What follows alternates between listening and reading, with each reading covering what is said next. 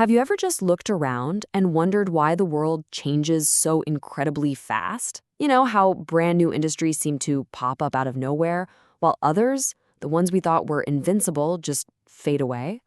Well, it turns out there's this powerful, churning engine at the very heart of our economy, and it runs on a fascinating paradox. To create something new, you first have to destroy the old. Okay, let's get into it.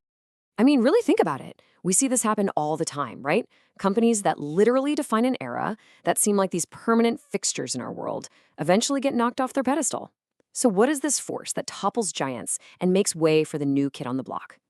Okay, so picture this. For decades, the mainframe computer was the symbol of technological power. It was massive, ridiculously expensive, and totally indispensable for any big business or government. And then, boom. Seemingly overnight, it just wasn't. The personal computer came along, putting all that power onto every single desk, and eventually right into our backpacks. The old way of doing things was destroyed, and a completely new one was created in its place. Or what about this one? For over a century, if you said photography, you meant film.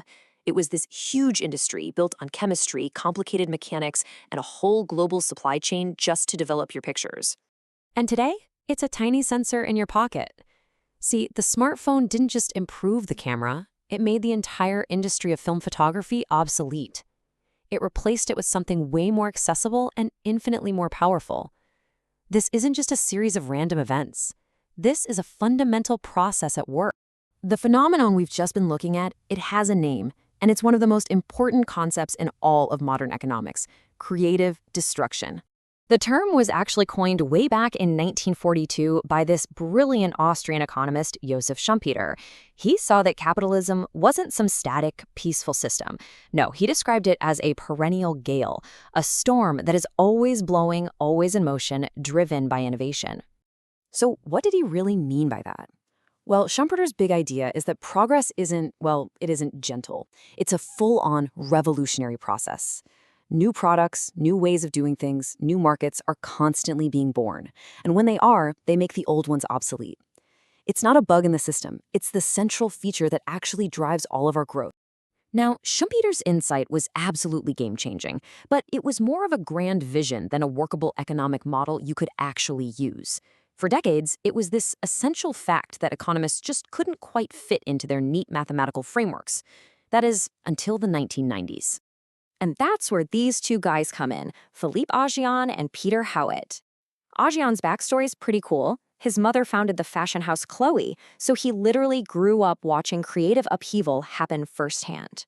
He and Howitt took Schumpeter's perennial gale and, for the very first time, they captured it using the math and rigor of modern economic theory. And you really can't overstate how important their work is.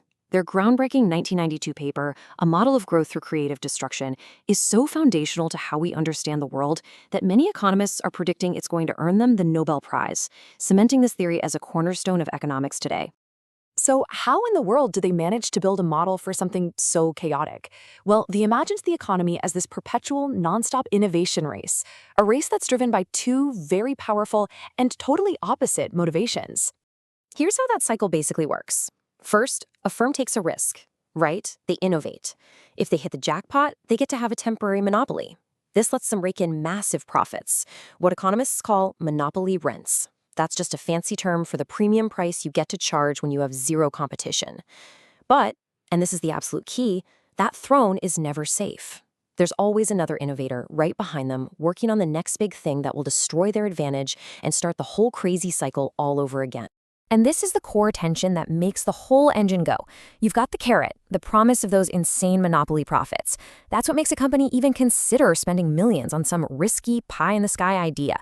And then you have the stick, that constant nagging fear that someone else is about to come along and make your amazing product totally irrelevant. This carrot and stick are in this perfect tension, constantly pushing the economy forward. Okay, but here's where the theory gets really deep and honestly a little bit counterintuitive.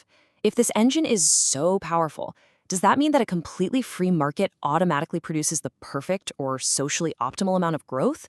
Well, the model's answer is not necessarily. This is the huge question Aghion and Howitt's model finally allowed us to ask in a serious way. And And what they found was that the system has all these conflicting forces inside of it, pulling it in totally opposite directions. All right, let's break this tug of war down. On one side, you've got forces that can lead to too little innovation. Think about the intertemporal spillover. The inventor of the LED light bulb doesn't get a little royalty payment from every future company that builds on that idea. Society gets this huge long-term benefit, but the original innovator only captures a tiny fraction of it, which can discourage those big, risky ideas. But then on the other side, you have forces that can cause too much innovation, like the business stealing effect. A startup creating a new app doesn't have to think about the economic damage they're causing to the established company they're displacing. They only see their own potential profit. These forces are in a constant battle. So, what's the crucial takeaway here? It's that there's absolutely no guarantee these forces just magically balance out. The natural rate of growth that the market produces on its own might be way faster or way slower than what would actually be ideal for society as a whole. The famous invisible hand might be a little bit shaky. So you might be thinking, okay, cool theory from 1992. Why does it still matter so much that it's getting Nobel Prize buzz right now? Well, because it gives us this incredibly powerful lens to understand the biggest economic challenges we're facing today. So where do we see this framework in action? It's everywhere. It's absolutely essential for analyzing the impact of AI, which is a classic, massive creative destruction event unfolding in real time. It helps explain why some developing nations get stuck in the middle income trap. They get good at copying, but they can't ignite their own engine of brand new innovation.